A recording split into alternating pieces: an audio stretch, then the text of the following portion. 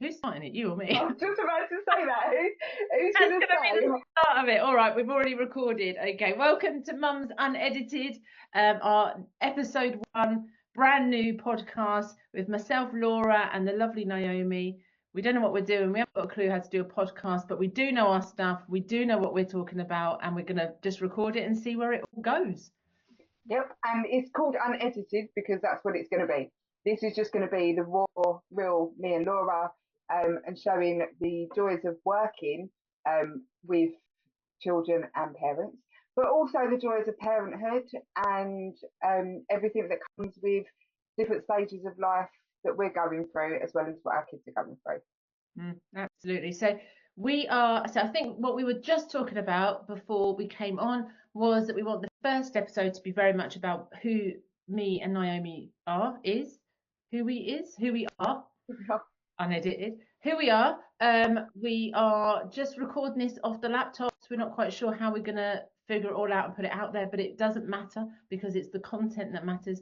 And we're just going to introduce what we're doing and why we're doing it, because I think that's really important, and how we've sort of come together.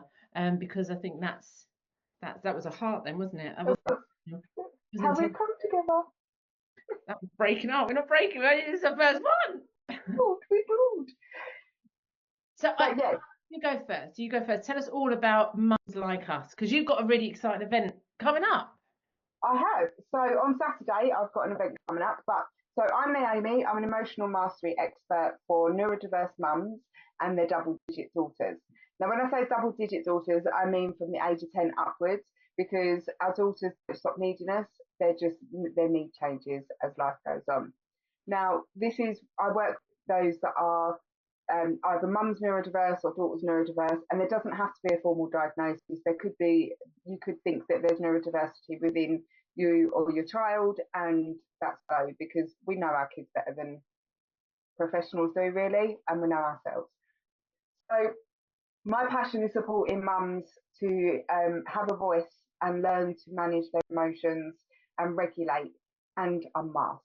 So a lot of what I do is about looking at the emotions that mums have got and how they can regulate those in the moment and after the moment, in order to be able to calm situations down and help their daughters to be able to manage big emotions, big feelings, and all the explosive things that are going on, as well as the shutdowns. Because we talk about the meltdowns and the big explosions, but we don't talk enough about the shutdowns where children just don't have the ability to be able to vocalize or say what's going on for them. So shutdowns are a really important thing for me as well. My big mission, which is a crazy one, but I love it, is that I want to support, in the next 5 years, I want to support 1 million mums or more and 1 million daughters or more. So I know, right? Not putting much pressure on myself. So a little bit of background about me. I'm a mum of 4, 3 adults, who have blessed me with 6 grandchildren. And then I have my mini me at home, Lily, who is one of the reasons why I got into this, because she's got multi neurodiversities with ADHD, autism, anxiety, OCD, amongst many other things that's going on for her. She's had a lot of school-based trauma, which saw me removing her from school. So she's now homeschooled. We are a family of chaos because neurodiversity runs through all of us. So I'm multi-neurodiverse, not diagnosed, but got ADHD, autism, and diagnosed with dyslexia. And I'm sure there's other things in there. I've suffered with anxiety for many years from childhood, and there's been other mental health things that have gone on for me. So I've suffered with complex PTSD and depression, which have been really quite challenging at times. I have endometriosis, so I do have moments where I'm in a flare and things go a little bit chaotic for me, but that's life. That's just how it is. I think that's me in a nutshell. Do you know, I was going to say to people, like, me and Naomi have only met once, and we've only been talking for about 2 weeks, so I've just learned everything about you in that one little bit. I'm like, oh, really good. Forgetting I'm actually on this podcast and not just a listener. Brilliant. It's not brilliant that you've got endometriosis and all sorts of other bits and pieces. And I'll explain who I am, but obviously having complex PTSD, anxiety, and other parts of mental health. I mean, fair play. And I'm just going to say on behalf of everyone, you do not look old enough to have 6 grandchildren. Mhm. Well, I'm not technically. Well, it depends on what you say is old enough. I mean, I was 16 when I was pregnant with my first child, and then my first grandchild came along the day before my 38th birthday. So I was actually a grandmother at 38, 37, and then they just kept coming. I mean, I love the grandkids. I absolutely adore them, but they are hard work. I don't think I Harder than could. a teenager? Yes. Yeah. Like I was a social worker for 13 years, and I always preferred working with the teenagers, whereas everyone was like the little kids, and I was all like, give me the teens, I'll take them, because that's my age of genius. Like I love working with that age group, and I love engaging in that age group, which a lot of people don't like doing. So for me, having the little ones around is great, but I I like it when it's back to teenage life and all the complexity that comes with that. And do you know what? That leads brilliantly into what I do, because I'm exactly the same.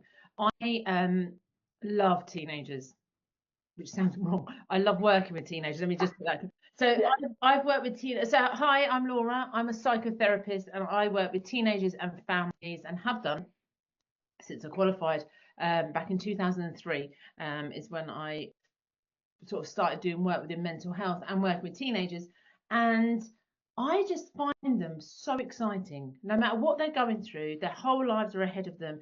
And I think we're very privileged to work with teenagers who are in a struggle, and we can help give them the tools to move forward and move on with their lives, and open the world up to them. Because I'm not going to talk about it now, but I think we should do a whole episode on education and the education system, because it's generally the education system that puts a stop to their growth. So that's we should make a note of where we need to the episodes, the next one. Yeah, Education, yeah, definitely. especially because you homeschool. So anyway, a bit about me. I'm a psychotherapist. I'm in my therapy room as we speak. So I do half of my week counselling. I do half of my work working with half of my week working with parents. And so about a year ago, I was getting to the point where I was having teenage referrals coming through constantly, because there was problems with CAMS, the waiting lists were too long, parents were really struggling and didn't know what to do.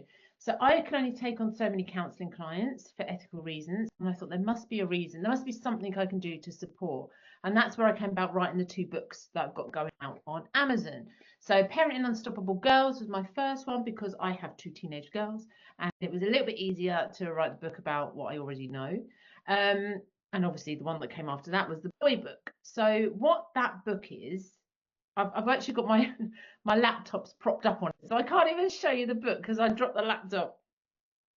It's there. Anyway, you can, we'll put links, you can go and find them. But the books are a therapist's guide to raising teenagers. So when I've got a teenager in the therapy room, what am I saying to them to open them up, work with their mental health, and understand them? And there's certain techniques and certain ways to get your teenagers to talk to you. And these are the tips I'm putting out in the book. Now, here's a disclaimer. As you know, I can't take my own advice, right? So I can tell people here, do this, don't say that, doing that, and then I'll mute it and I'll be like, what? And I'll be losing my shit with them, right? So, but I think that's what's real. It's just that's what we do.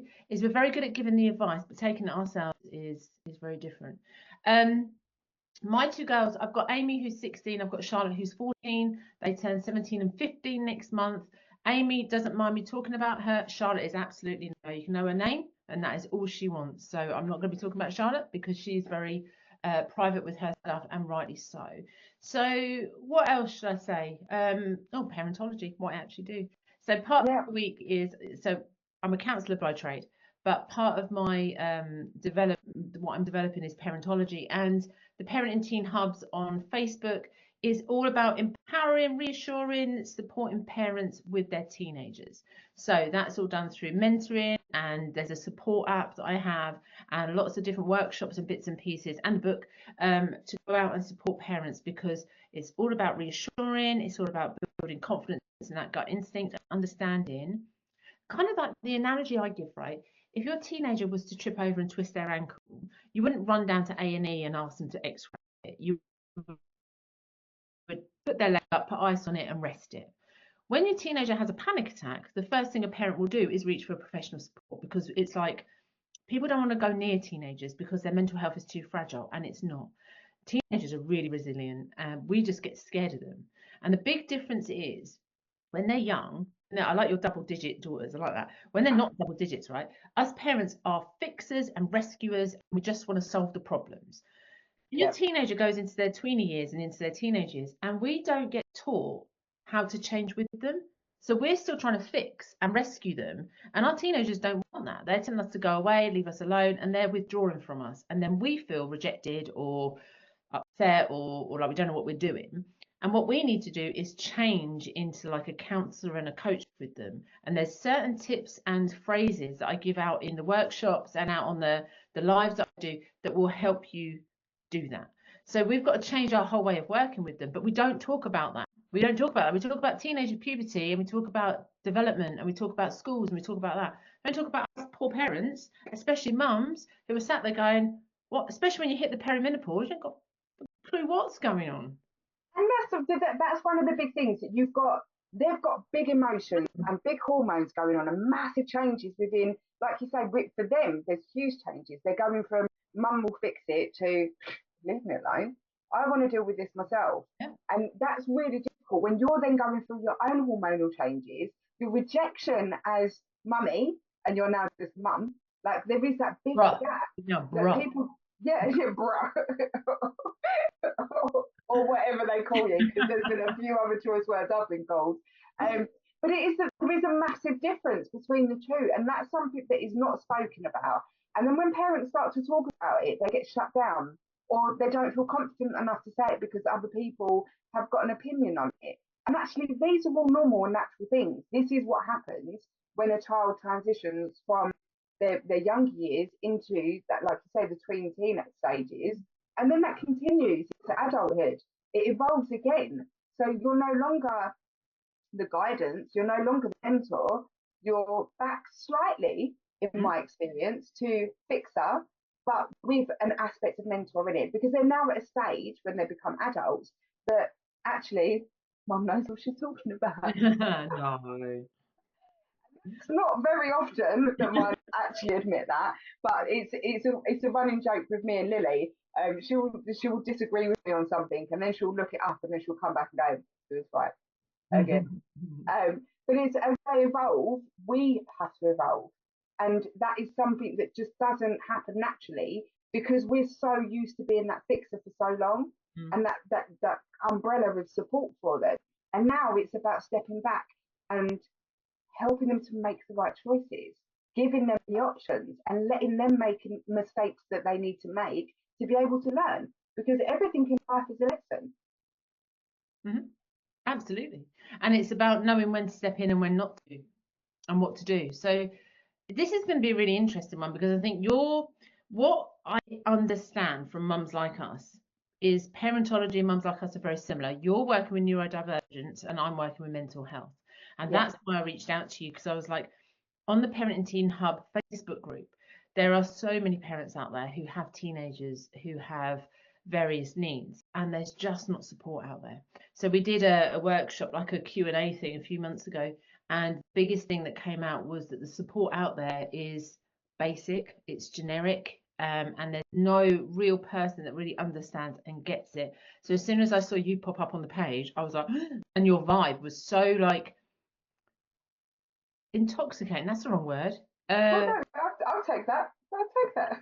Like you draw people in. Intoxicating. That sounds wrong. It sounds like you're toxic. No, but no, it doesn't, because intoxicating is like you absorb it. It's something that draws you into them, and I think that's one of the things. Like I know that as a social worker, a lot of people said to me, "You're not like other social workers," and I used to wear that with pride. And some people say to me, "That's not a good thing," and I'm like, "No, it is a good thing because I don't tell people what to do. I give them the tools and the knowledge of what they need. But I do it in a way that they understand and it's real for them. So for me, the reason why I went into doing like building mums like us was because I am a neurodivergent mum dealing with a neurodivergent double-digit daughter. And when I had my older children, there was nothing, there was no support. And even with Lily, there's been no support. She had a mental health crisis when she was in year 5 at school. And that's kind of what triggered me to go into it to where I am, because during that crisis, I reached out to CAMS, and I know the lingo, I know the things to say, I know the way to get a referral to be taken, and I've done all them things. And on the consultation call, the manager turned around and said to me, "I'm going to be really honest with you. I don't think that working with us is the best thing for her. I think you are better placed to support your child and help her through this really difficult time. We can't give her what you can." And I was like, "But actually, yeah, that's great. I've got all the tools, I've got all the knowledge, but I'm her mum. So there's aspects that she's not going to want to share with me, that she needs somebody else that she can do that with."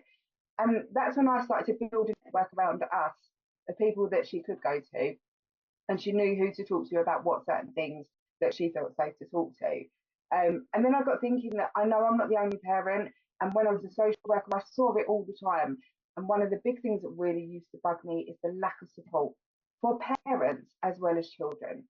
There is no, like, when I was a social worker, one of the things I used to say all the time is, like, it's great you can be a social worker when you don't have children, but when you have children and you've been through the things, then it's different. So when you've got children that got big emotions, they've got big things going on, unless you've been there, you can give the textbook advice, but you can't give the lived advice. And I think because I've been through many different seasons of my life, I've been able to, I've experienced it all. And it's not me being big headed, like, oh, I've experienced everything. That, like, there is so much to my backstory that people are shocked with what I've been through and what we've been through as a family. And then they say, "Well, you actually get it." And I'm like, I do actually get it, because I've been in the thick of it. I've been there, I've navigated it, I've made mistakes. So now I know what mistakes not to make. And I know how to rectify them mistakes, because that's what I'm doing with my big ones. I'm now rectifying the mistakes I made as their mum when I was young, when they were younger. It's just so good that you can do it all. Do you know what I mean? You've got your grown-up kids and now you're doing it again. It'd be really you're crazy, but you're doing it again. Doing it again. And do you know what? Full-time lucky. I've had, the oldest was a practice. The second one was a failed practice. The third one was, well, getting there quite slowly. Like, I was starting to manage it with him. And then the fourth one come along and I was like, I know what I'm doing now. I've mastered this one. You do, don't you? Because your experience then tells you that education is not be all and end all. If your daughter's not got her mental health, then no matter what GCSE maths grade she gets isn't going to help. So being able to support their mental health is absolutely essential. I know she's on all your social media and she's absolutely part of your brand, isn't she? She is, and that's with her complete consent. I would never put anything about her or any images of her out. Same with my other children. My adult children don't really want to be involved in it. They want their lives to be kept private, which is fine. It's their lives. But any photos I put out that may have my grandchildren or children in it is always consented. And Lily loves the fact that she is part of my brand. She loves that she's the face of it. Which is something like, she's written poems about anxiety and her managing things, and like, she calls me the best mum in the world, which I think is absolutely adorable. And I love that title. But she's written poems of that, and she said you could use that in your brand. My girls don't even care. Literally. They do put stuff on Instagram and then they'll see it, but all their friends see it as well. So if we put this out there, it'll be their friends that will see it and we go, "Oh, your mum, your mum, your mum." And that gets them embarrassed. But I'm like, it is what it is. It is, and I think it's an age, like, when they're at them sort of. I think I've got a really close relationship with Lily. It's just me and her. There is no dad on the scene for her. So it's always just me and her. And I think we've got to a point where we've got a really good relationship, a really good bond. And I have with my older children, but I think it's different with Lily because I now know that the behaviours and some of the things that she does isn't because she's being naughty or she's being disobedient. It's because of her neurodiversities. Mm-hmm. So it's a very different household. It's a more relaxed. I was quite an authoritarian parent with my older ones, whereas now they say all the time, "We would never have got away with that." And Lily's like, "What would mum have done? And it's like, we would have had our rooms cleared, we would have had this done, we would have had that done. So they say to her all the time, do you know how lucky you are? Like for mum to parent how she does now, do you know how lucky you are? And then they say to the grandkids, they're like, definitely, like it's all the cliches of like when they go to the grandparents, it's very different and they get everything from the grandparents. And my daughter's tagged me in things on Facebook before, and she was like, this is you. Like, I come round and you're like, what are you going through my cupboards for? Like, get out. Like, you don't live here. You can't just help yourself. And then the grandkids go in the cupboard and I'm like, take what you want, sweetheart. Just take whatever. It's fine. No sweets before that. dinner. And I'm like, have the sweet, sweetie. I love that. I think that's the best part, isn't it, of being a grandparent? Giving them back. Like, and I know that sounds really horrible, but I absolutely adore my grandchildren. And this week I've had my second daughter with her two here, who are 2 and 6, and they've got very big emotions and a lot of overwhelm for them and for Lily. So it's been a house full of overwhelm this week, and that has come with me needing to be very regulated, because if I wasn't and don't get me wrong, there's been times when I've been like, enough, like stop the shouting, and then I shout because they're shouting and I'm having to try and get over the top of them. But then my daughter was laughing because I was with the 2-year-old, she was getting really, like, she was in meltdown mode and I couldn't get her to come out of it because she was just tired and overwhelmed. So I said to her, right, we're just going to dance it out. She looked at me. So I just stood there and I started going like this and being all silly and shaking it off. And I was like, God, shake it, shake it, shake it. And then I was doing all different like actions and stuff. And at the end of it, she's giggling her head off, laughing. My daughter just looked at me. She's like, You've got to meet their energy, haven't you? You've got to meet their energy, whether they're down or whether they're up. You have to meet their energy, and then you can get not control, but you can start to bring them back down or bring them back up. It's a good one. It gets control.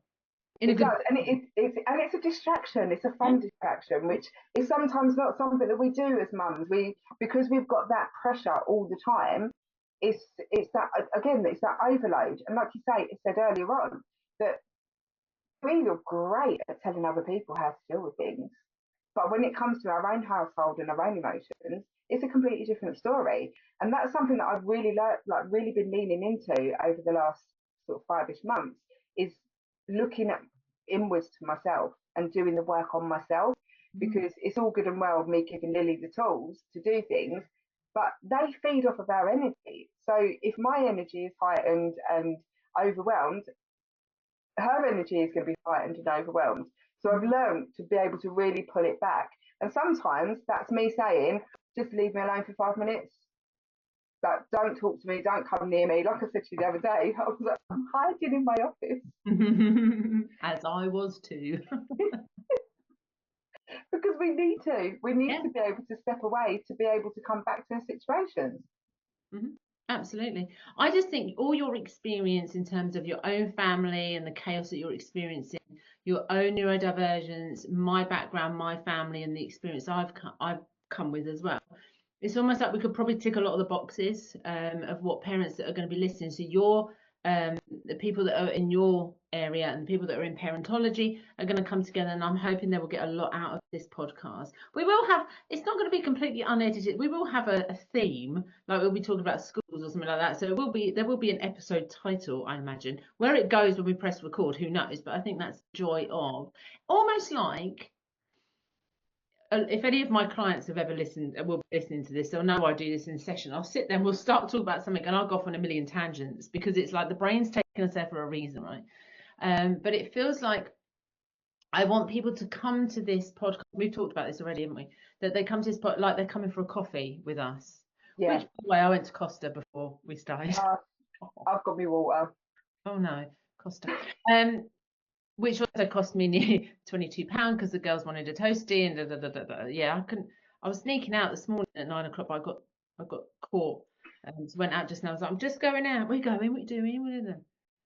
But I did get the whole big story, and I got that free little coffee bean, which meant I got. But they wanted see what I mean? I've gone off on a complete tangent. An ice whip latte, blah blah blah blah blah. That was £7 anyway. Yeah, but that's the thing. Like, this is what we're about. Is we want people to know that actually we do know what we're talking about, but also we experience life. And like you say, we want people to feel like they're sitting in a room with us, we're having a coffee, we're having a chin wag, and we're just kind of talking about everyday things. And yes, there will be themes. And if anybody has suggestions that they want us to talk about, please let us know, because we would love to be able to include your information, your views, and your wants and wishes as well. So if you've got any areas that you would really like us to touch on, please just drop them in the footnotes, comments, or whatever they're called, wherever this is going. And we will do our utmost to cover them areas as and when they come up. I was literally going to say the same thing. Okay. Literally. We want it to be real. We want it to be like you were talking to us as if we were mates and we were just having a coffee. But I think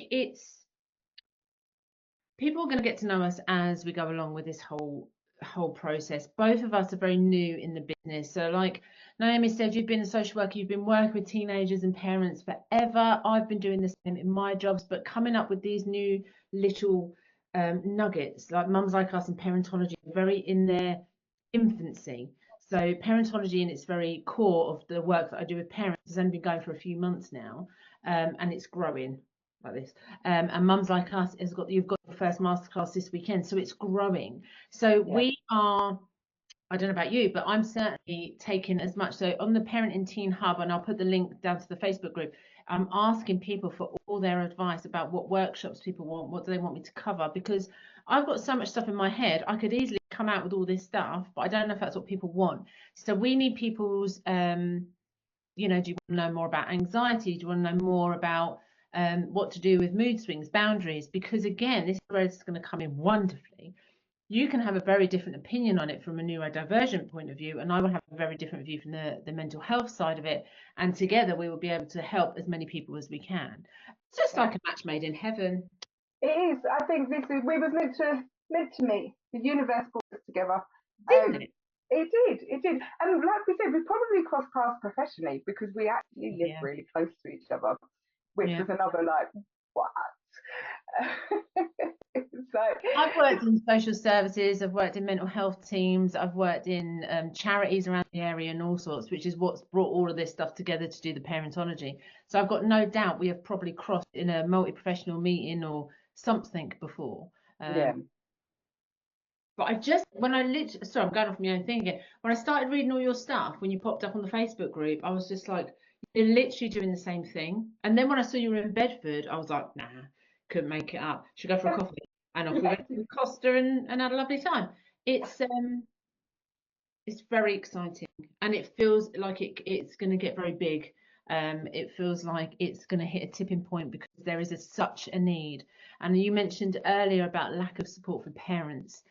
When you look for parenting support, if you go and Google it, you will come up with the local authorities offer. You will come up with what the council have to give you. And CAMS might have a parenting group and other support groups. The difference with this one is we're real, and because we're in private entities, because we're not working with local authorities or charities or anything, we can do what we like, and that is not to be threatening. That's to be, there's no red tape. I don't know about you, Naomi, but for me, there's no red tape, there's no referrals, there's no assessments, there's no nothing. It's just me and the parent or the teenager working together to figure out the problem. So if a parent is struggling with their teenager shut down and they're locking away in their rooms and they just don't know what to do, that's where we come in, and they can message me and we can just work through the process of what to do. And I'll be saying, say this or say that or try this, and giving lots of techniques and strategies.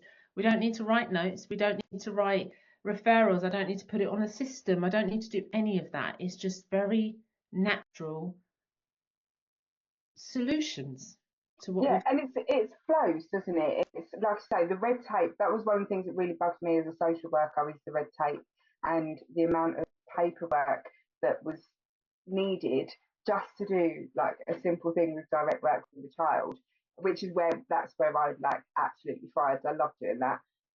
But it was always really difficult, and it was always these time constraints. Whereas now, the only time constraint there is 24 hours in a day.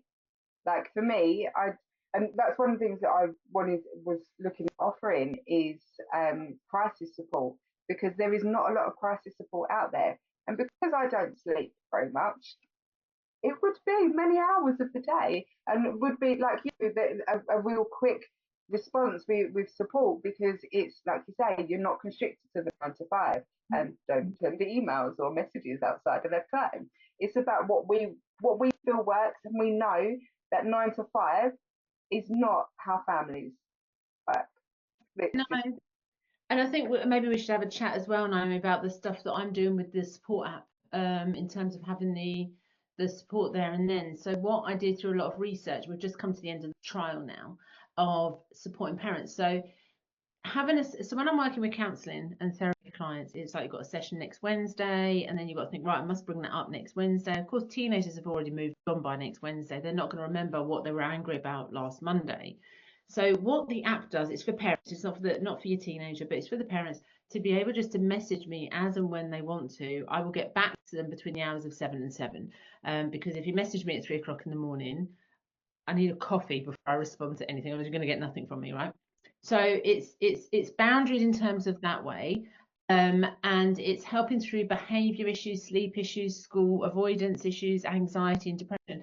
Now, when it gets to the space where clients are self-harming and are in a suicidal kind of route, then there is a process that we will put in place. So with the crisis support that I offer, it's very much like we'll get to a point and then it has to go into a different service. So but we can talk about that. So I would say, and definitely with yourself, Naomi, as well, with the parents you work with, is to talk to us about it, because we want to keep those lines open. Myself and another lovely lady did a workshop last night on self-harm and suicide awareness, and there's all sorts of bits and pieces in there of what to do when your teenager does say, I've had enough, I'm checking out, and what to do and what not to do. So we've got all the resources, and Naomi, I'm sure you've got the same from your social work background. It's making sure that people aren't frightened to come and access us, yeah, because we're not under CAMS or local authority or whatever, and to see it as a real positive, because we don't have to, it's not going on your GP records, it's not going anywhere near any system. no. But also, it's non-judgmental. Neither of us are. We're both from very open-minded Mm, places. Like there is, in all honesty, there's not much that shocks me. Like there is not much that shocks me at all, and there is nothing that you can tell me that I would then go, oh my god, can't believe you've done that. Like there is nothing for me for that. There is always just, I come from a place of love and caring, and how can we make this mm. better? And I know that that's kind of the way you are as well, Laura. 100%, 100%, absolutely, and I think it works just amazingly well. But I think what already, right, out of my top of my head, right, it feels like we've done a bit of an introduction. Already, right, I should have written it down, but definitely we need to talk about education and the system. We Yeah, definitely need to talk about a lot of stuff that goes on in the Facebook group. It's all around the lack of mental health support, and it's not about badgering the school system or really putting down CAMS, because they do phenomenal work in the right situation, but it's yeah, about equipping parents with the right information, that it isn't just CAMS you can go to, there is private areas out there, but it has to be done. We're unregulated, as therapists are unregulated, and that's terrifying. There is a change going on in the background, but to make sure that the person you're going to is qualified and is insured if you're going into the therapy world for mental health. So there's yeah. that aspect as well. So we need to sort of, I would love to sort of open up mental health a little bit more on the discussion. And the bloody perimenopause and puberty, how the two of them marry up, I don't know. And I'm not quite sure. I was sat around the dinner table the other day in my hoodie, my pink hoodie, and I don't know, Amy just shot me a look or put me down or did something. I burst into tears. Everyone just looked at me with a mouthful of food like I was like some sort of loon. And I'm just sitting there going, oh no, I'm like proper bawling my eyes out, could not control myself whatsoever. They think I'm the worst thing in the world. I feel like a sack of potatoes, like I'm just a piece of shit. It was just an awful time. I just had to walk away and just sort of try and compose myself. It was just It's awful. hard. I honestly, I was always called the ice queen, because I could, like, nothing would bother me in that sense. Now, absolutely everything, like everything. A woman last week at Lily's Sailing on Sunday at Lily's Sailing, Lily had a panic attack on the water, and the instructor came over and went, "Oh, you're fine. Just get on with it. You're not going to learn." And I, like, that cut deep for me. I had to, like, for a minute, and I had a tear in my eye. My older daughter was there with us, and she listened to me. She's like, "You're right." And I was like, I'm so angry right now. Like, that's what the tear is about. I'm so angry right now. And I literally just walked over to her and I was like, she's having a panic attack. Do you want to step away so I can deal with her? Because Oh. I know, normally I would have been, who the fuck are you talking to? Get away from my kid now. But I regulated before I spoke to her, which was really needed, because Lily goes there every week, so I don't want it to be that get bad because she really enjoys it. For me, it was that before menopause and all that jazz. I would have just been like, don't talk to her like that. Yeah. And then it would have caused a bit of a rift, do you know what I mean? Now it's like tears running down my face and It's hay fever. yeah, It's hay my fever. hay fever's really playing up right now. I can't do it. And they're like, I'm not crying. But I don't know, how long have we been going for, do you think? What's the time? About half um, hour or so? yeah, I think so. About that. If, Let's call this one a day for our first one yeah, and see, well, and let's hope it's recorded and let's play it back and see if it's worked. yeah, so it'll be fun. And watch out for episode 2, which will be coming very soon. And make sure you follow, like, subscribe, and comment. Let us know what's going on for you. Let us know what resonates. See? Yeah. Let us know what resonates with you and what you're dealing with in life at the moment, and what it is that you would like us to do more discussions and topics about. You sound like you know what you're talking about there. Like, Like, comment, and follow. Let's try and figure out how to do that. All right, everyone. Thanks for watching or listening or whatever you do. Take care. Bye. bye.